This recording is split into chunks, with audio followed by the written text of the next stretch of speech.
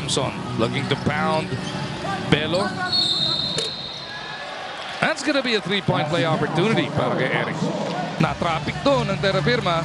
Alulino huli. Just being basketball fans in general, you gotta be excited to see how he develops, how he works his way through this, diba? Yes. Ooh, Magic Johnson getting it done. 6 to shoot. Finally breaks the silence para sa Terrafirma. Norwood pitches it out. Sean on the move, clip. Wow. And one opportunity para kay Ildefonso. And that's the... Mamuyak playing the lanes. Medyo delayed kasi yung basa. Wami had to tell Kahilig to pitch it over. Mamuyak! Here they go again. Dalawang puna ang abante ni na Coach Cheng.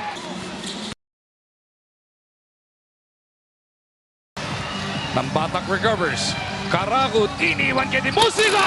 Wow!